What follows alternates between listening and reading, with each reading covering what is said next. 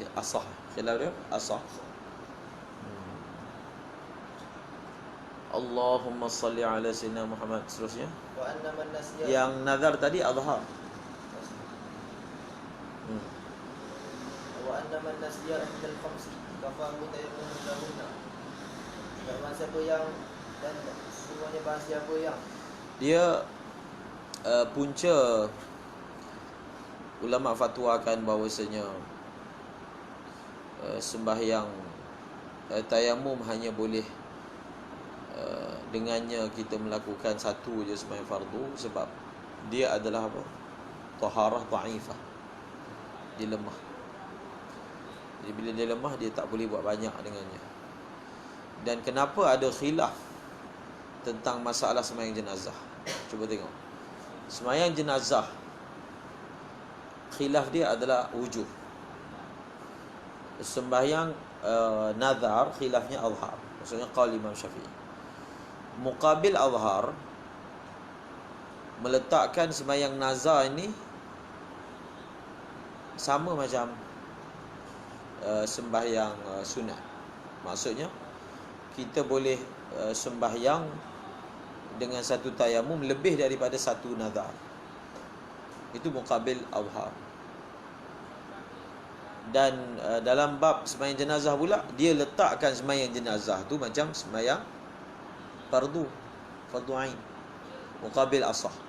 Muqabil asah meletakkan bahawasanya fardu kifayah sama macam fardu ain, iaitu satu tayamum hanya boleh satu fardu kifayah sahaja. Dhaif. Muktamad dia, fardu kifayah tak sama macam fardu ain, dan pendapat yang muktamadnya, nazar sama macam fardu ain. Tengok tu dia punya sudut perbezaan. Mereka yang mengatakan, bukan mereka lah, sebenarnya qaul yang Imam Syafi'i juga, bahawasanya nazar ni dia tak sama macam fardu ain. Dia lihat dari segi apa? Dia lihat daripada segi nazar ni dia adalah benda fardu, betul. Ain juga, betul. Tetapi dia bersifat aridhi, baru datang. Nazar ni benda fardu yang baru datang. Sebelum dinazarkan, benda tu sunat je. Tapi kalau dia nazarkan, baru jadi fardu. Sebab itu dipanggil kefarduan, dia aridhi. Tetapi sembahyang yang fardu ain seperti zuhur dan lain-lain, dia punya fardu tu asli. Memang sembahyang tu asalnya fardu. Maka mereka kata tak samalah sembahyang yang fardu ain tapi fardu di aridhi dengan sembahyang yang fardu ain, fardu di asli. Dilihat di segi itu, maka dia kata hukumnya tidak sama. Dan begitulah juga persoalan sembahyang jenazah fardu kifayah. Mereka yang menyamakan dia mengatakan ini fardu, ini fardu. Kita tak melihat dari sudut adakah dia kifayah ataupun dia itu ain. Tetap dia sama dari segi apa? Kalau tak buat dosa. Melihat kepada persamaan itu, maka disamakanlah hukum. Faham? Tapi kita kata tak sama. Fardu ain ni dia wajib atas setiap individu secara khas. Fardu kifayah ni sebahagian je wajib. Jadi mana boleh letak kedudukan dia sama? Dia memang benda yang berbeza. Maka atas wajah itu hukumnya pun berbeza, iaitu fardu kifayah boleh dilakukan lebih daripada sekali dengan satu tayamum. Fardu ain satu sahaja. Faham? Seterusnya, wa anna man dan bahas siapa yang dan asal bahawasanya bahas siapa yang lupa salah satu daripada 5 salat. ini furuk yang dia nak bawa ni, ada 2 furuk yang dia akan bawa. Sebenarnya ada terbitan daripada syarat tadi. Okey, sekarang ni kita bawa surah dia. Surah apa dia? Surah dia Siapa yang lupa salah satu daripada 5 solat, maka memadai baginya satu tayamum bagi kelima-lima. Okey, itu surah pertama. Surah kedua, Wa inna siya mukhtalifataini shalla kullu salatin bi tayammumin. Dan sekiranya ia lupa 2 solat yang berlainan, maka ia solat setiap solat dengan satu tayamum. Wa insya'a tayammama marrataini wa shalla bil awwali arba'an bida'an wa bil thani arba'an laysa minha alladhi bada'a biha. Dan sekiranya ia kehendaki, ia boleh bertayamum 2 kali dan bersolat dengan tayamum yang pertama 4 solat berturut-turut Dan dengan tayamum yang kedua 4 solat yang tidak termasuk daripadanya solat yang pertama dimulakan dengan au muttafiqataini sallal khamsa marrataini bi tayammumaini. Ataupun kedua solat itu sama, maka ia menunaikan solat kelima solat itu 2 kali dengan 2 tayamum. 10 kali lah. 10 lah kan. Ini jawapan. Jawapan tu senang je faham kan. Senang, 2 tayamum, 1 tayamum, 5. Sekarang ni kita nak tahu apa sebab dia punya solusi macam tu. Okay, kita ambil dulu surah pertama. Surah pertama, satu orang dia ada tinggal semayang satu waktu. Dia lupa. Daripada 5 waktu tu, semayang yang dia tinggal tu yang mana satu? Dia tak ingat. Tapi dia yakin memang satu waktu dia ada tinggal. Dia nak qadha ni. Tapi dia tak ingat. Sebelum kita gabungkan masalah dengan tayamum, masalah ini secara mustaqil, macam mana solusi dia? Solusi. Orang ni macam mana dia nak dapat tahu yang dia tinggalkan tu waktu mana? Sekarang dia tak tahu. Dia cuba ingat pun tak ingat. Jadi apakah fuqaha ataupun satu orang faqih dia nak selesaikan masalah? Untuk apa? Supaya orang ini bara'atul zimmah. Dia punya zimmah, tanggungjawab qadha itu kira terangkat.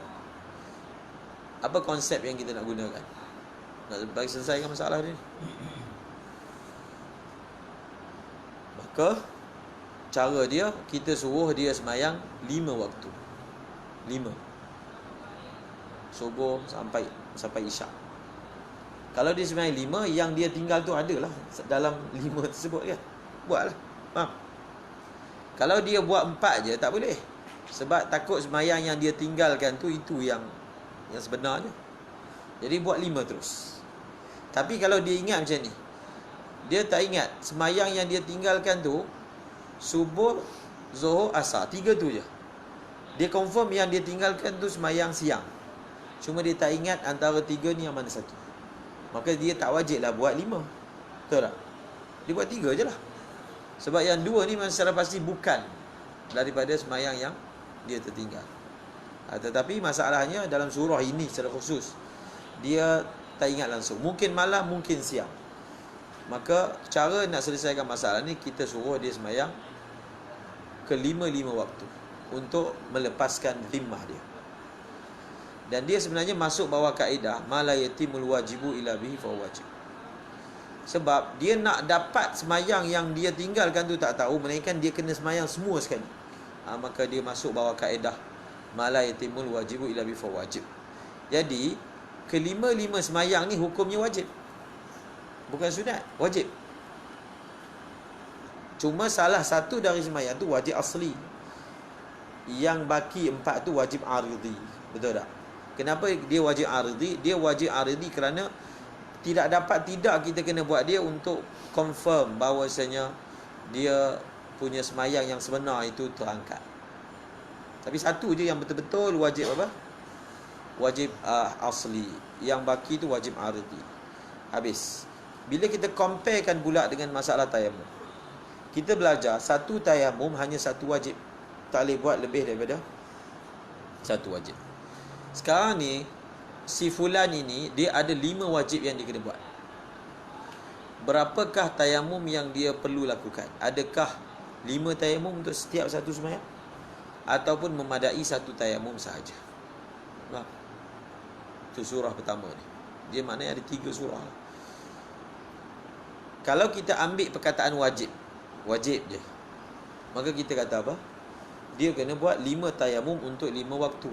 Sebab 5 tu kan tadi kata hukumnya wajib. Tetapi di sini dia kata berapa tayamum? 1 tayamum sudah memadai. Kenapa? Dia akan berbangkit kepada adakah kaedah tadi tak konsisten. Kaedah yang mengatakan 1 tayamum 1 wajib. Sekarang ni 1 tayamum 5 wajib. Boleh. Adakah dia punya kaedah tu tak konsisten? Faham? Tak konsisten tu maksudnya tidak. Dia jadi beza-beza pula. Tadi kata mesti 1 ni 5 pun boleh. Jadi perhatikan apa beza Maka ulama kata, kenapa satu sudah memadai? Sebab yang betul-betul wajib asli satu je. Faham? Yang baki itu semua wajib aridhi. Faham tak? Dia wajib aridhi. Maka atas dasar itu, maka satu sahaja sudah memadai. Yang lain tu sebenarnya tak wajib pun. Yang betul-betul wajib satu sahaja. Maka dia buat satu, tayamum sudah memadai. Itu surah pertama. Surah yang kedua pula, dia lupa berapa? Dia lupa 2 sembahyang. 2 waktu. 2 waktu ini dia ada 2 masalah. Satu, 2 waktu yang dia tinggal itu adalah 2 sembahyang yang berbeza waktu. Faham tak? 2 sembahyang yang apa? Berbeza waktu. Maknanya dia ingat dalam satu hari dia ada tinggal 2 waktu, tapi tak ingat yang mana satu. Zuhur asar ke macam mana ke, tak ingat. Maka dalam surah ini dia buat macam mana? 2 Solat dengan setiap solat satu tayamum. Setiap solat satu tayamum. Kullu salatin bi tayamum. Maknanya apa? Menunaikan setiap solat dengan satu tayamum. Maknanya 5 tayamum lah. 5 tayamum. Ataupun Ia lagi 5 tayamum 2 kali. Nombor solat dengan tayamum yang pertama 4 solat secara berturut-turut, dan dengan tayamum yang kedua menunaikan 4 solat yang tidak termasuk daripadanya solat yang ia mulakan. Jadi kita tengok, ini fuqaha punya cara penyelesaian. Cara pertama, dia tayamum setiap satu solat satu tayamum. Itu jelas lah kenapa solusi dia macam tu kan. Satu solat satu tayamum. Yang mana kena lah kan. Tak boleh ke dia buat 2 tayamum 5 solat? Tak boleh buat macam tu. Dia buat 2 tayamum tapi 5 solat.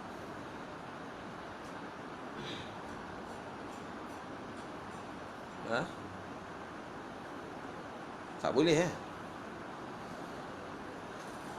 Mana? 5 solat. Tak boleh lah, dia tak tulis kat situ surah dia. Dia ada dua cara penyelesaian. Pertama, setiap satu tayamum satu solat. Solusi ni memang wadih lah.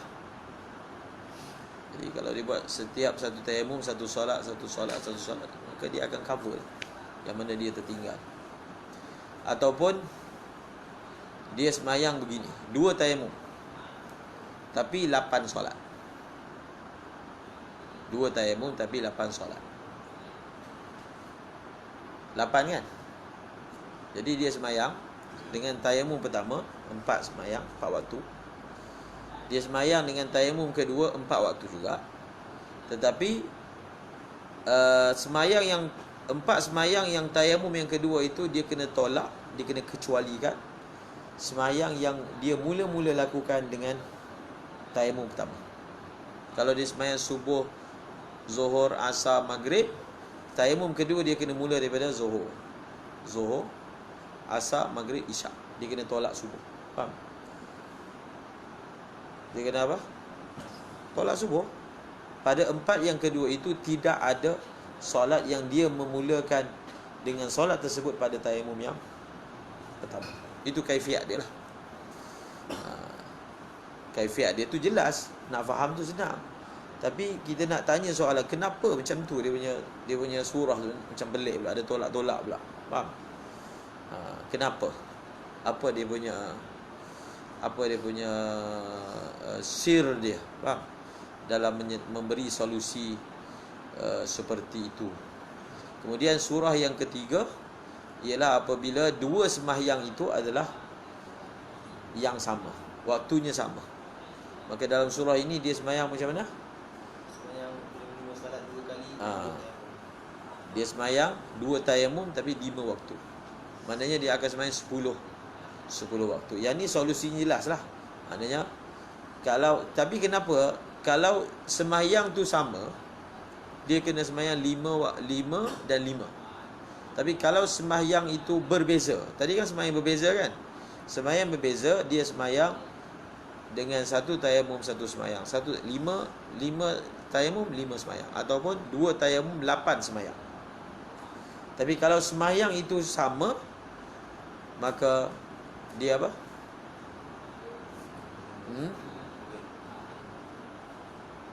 Dia apa? Dia kena buat 10. Yang ni boleh faham kan kenapa 10? Dia tak boleh guna kaedah. Tak apalah dia semayang, setiap satu semayang tu satu tayamum. Mana boleh guna macam tu kan? Boleh tak dia guna macam tu? Dia semayang 5 semayang dengan 5 tayamum. Boleh? Boleh tak? Jadi tak? 5 semayang 5 tayamum, macam solusi cara yang kedua tadi. Tak tercapai kan? Kalau dia buat macam tu, tak tercapai lah dia punya target dia. Sebab semayang yang dia tinggal tu adalah 2 waktu yang sama. Faham? Maksudnya kalau subuh, satu lagi pun subuh juga. Kalau dia semayang 5 waktu, ada berapa subuh? Satu subuh ada berapa zuhur? Satu zuhur je. Sedangkan yang kemungkinan tu adalah 2 zuhur, atau 2 asar, atau 2 maghrib, atau 2 isyak, atau 2 subuh kan. Jadi tak boleh lah buat satu waktu je. Satu hari punya 5 semayang. Dia kena buat 2 kali. Faham? Dia kena jadikan semayang tu 2. Barulah dia punya sasaran tu akan kena. Kalau dia buat satu, sedangkan semayang yang tertinggal tu 2 tu pula semayang yang sama. Tetapi kalau semayang tu semayang yang berbeza, tak apa.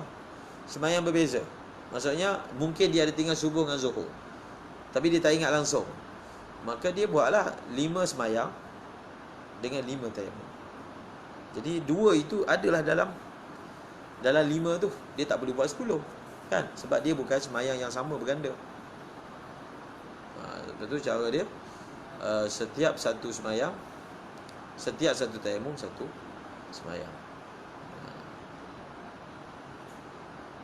Allah, lepas ni apa?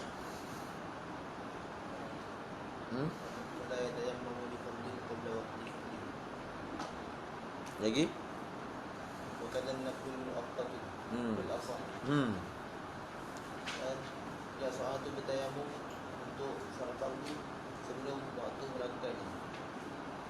Begitu juga salat sunat yang berwaktu untuk penambahan asar. Lagi? Syarat sah tayamum kan kena buat lepas masuk waktu. Kalau sembahyang fardu tak ada khilaf. Yang ada khilaf tentang sembahyang sunat yang ada waktu. Maknanya dia tak boleh sembahyang, dia tak boleh tayamum untuk qabliyah zuhur, melainkan dah masuk waktu zuhur. Dia akan jadi iskal macam ni lah. Okey, sekarang ni kita kata waktu ba'diyah zuhur ni masuk bila sembahyang zuhur dah habis. Waktu ba'diyah zuhur masuk bila sembahyang zuhur dah habis, baru masuk waktu ba'diyah. Waktu sembahyang tarawih masuk bila dah habis sembahyang isyak. Witir pun sama. Jadi macam mana? Dia ni dah sembahyang isyak, lepas sembahyang isyak sembahyang tarawih. Kalau ikutnya, tayamum untuk sembahyang fardu boleh guna untuk sembahyang sunat. Jadi lepas saja dia sembahyang isyak, tayamum itu dia guna untuk sembahyang tarawih, ba'diyah, witir. Beberapa sunat kan boleh. Tetapi dia sangkut dengan syarat ni. Syarat ni menetapkan bahawasanya tayamum hanya sah untuk suatu ibadat bila apa? Bila dah masuk waktu. Sedangkan waktu masa dia tayamum tu, waktu sembahyang tarawih belum masuk lagi. Jadi adakah ia memberi makna bahawasanya kalau dia nak sembahyang tarawih, dia kena tayamum lagi sekali? Faham? Dia kena tayamum lagi sekali. Jadi tayamum tu boleh guna untuk ba'diyah isyak, boleh guna untuk witir, boleh guna untuk apa? Tarawih. Sebab tayamum yang tadi dia kerjakan itu belum lagi masuk waktu solat-solat tersebut. Faham? Kalau dilihat kepada kaedahnya begitulah. Faham? Wa kadzan naflul muaqqatu fil asahi, sembahyang sunat yang berwaktu, syarat sah tayamum untuk solat tersebut mesti dikerjakan setelah solat-solat tersebut sudah masuk waktunya. Faham? Cari tengok dalam syarah. Adakah begitu dia punya solusi dia? Maka dia akan sangkut lagi masalah lain pula. Satu orang dia kena penyakit salisil baul. Jadi dia punya syarat pun sama, mesti dah masuk waktu. Jadi dia sembahyang isyak. Lepas sembahyang isyak dia nak sembahyang tarawih. Boleh tak dia guna wuduk tu untuk sembahyang tarawih? Ke dia kena ambil wuduk lagi sekali? Sebab apa? Sebab wuduk itu dia buat sebelum masuk waktu sembahyang tarawih. Tapi dah masuk waktu sembahyang isyak. Itu dia punya iskal dia. Allahu Akbar. Dalam bab tayamum ni, dalam masalah masuk waktu ni ada pelbagai furuk yang dibawa dalam kitab Allahumma salli ala Sayyidina Muhammad.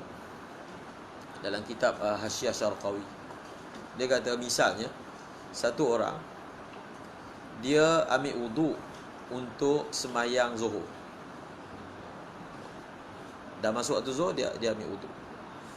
Ataupun dia tayamum. Wuduk ni masalah salisil baul lah. Kalau tayamum. Dua-dua ni sama, syarat dia mesti dah masuk waktu. Tapi tayamum tu dia tak guna semayang zuhur. Tak semayang zuhur, tak semayang. Tayamum tu dia boleh tak guna untuk semayang asar. Faham tak surah ni? Dia tayamum tu untuk semayang zuhur, tapi dia tak guna. Sampai habis waktu zuhur, masuk asar, dia nak semayang asar. Jadi adakah dia boleh guna tayamum tersebut untuk semayang asar, ataupun dia kena tayamum lagi sekali? Apa jawapan dia?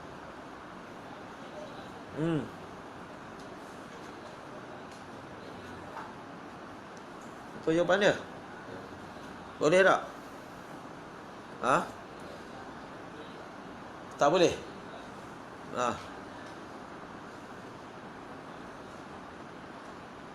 Allahu Akbar. Satu orang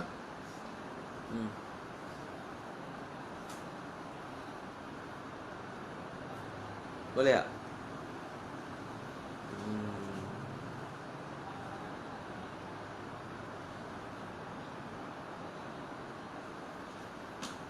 Tengok. Bagi jawapan esok. Tengok dalam Syarqawi, dalam bab tayamum, dalam perkara masuk waktu. Cuba tengok beberapa furuk yang dia bawa tentang syarat ni, masuk waktu. Seterusnya kalau syaratkan bahasanya syarat tayamum dalam waktu juga. Kena beri kosat dulu ni mesti dalam waktu. Tapi syaratkan kosat dalam waktu juga. Tayamum tu lagi. qasdut turab ke naqlut turab?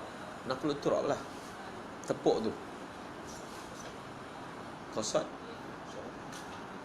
Yalah. Qasad tu apa? Cari.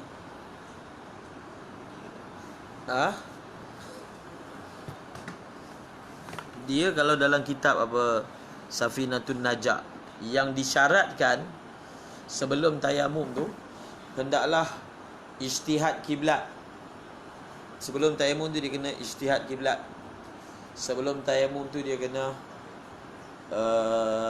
cuci daripada najis. Faham? Dia kena buat sebelum, dia kena pastikan benda tu dah selesai sebelum daripada dia melakukan tayamum. Tepuk tanah tu lah, qasdut turab, dia tepuk lah. Dia sekali naqlut turab dengan qasdut turab tu sekali. Faham? Lah qasdu untuk nakal lah. Ada nakal tanpa qasdu tanpa nakal.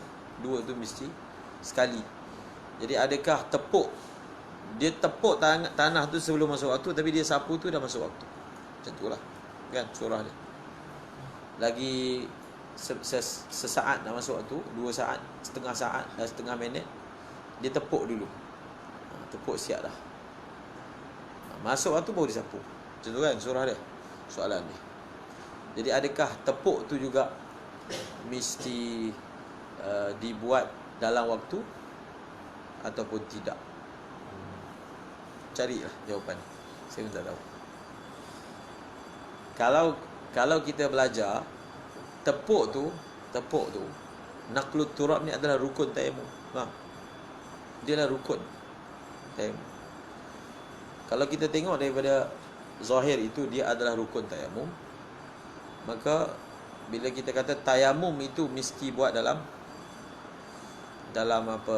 waktu, maka rukun tayamum itu mesti dibuat dalam waktu. Itu sekali imbas punya pengamatan lah. Faham? Oleh kerana dia tu rukun, dia bukan sunat tayamum, dia rukun tayamum. Maksudnya dia satu juzuk daripada tayamum. Bila dia satu juzuk daripada tayamum, bila disebut bahawasanya tayamum mesti buat dalam waktu, maka dia tu adalah tayamum. Tayamum ni bukan hanya kata kepada menyapu tanah. Tepuk itu sendiri adalah daripada rukun tayamum, maka dia juga perlu dibuat dalam waktu. Bagi Bushra al-Karim.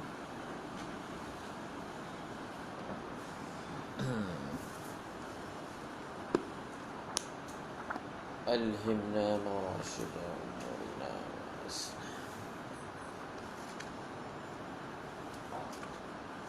Ya Allah. Stop.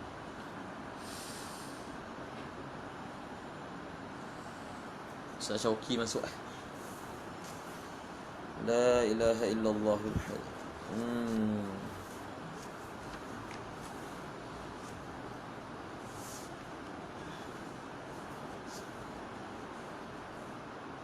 Wa an yaqa'a ba'da dukhulil waqti.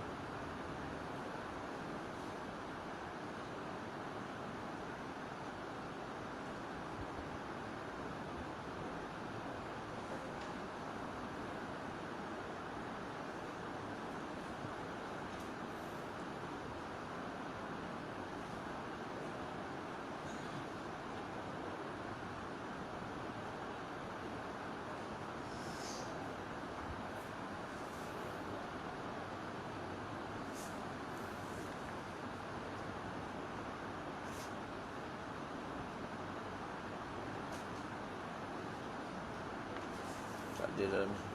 Okey. Bas. Ada soalan tak? Dalam ni tak ada tulis tentang tu. Ya Allah. Mungkin dalam kitab lain disebut.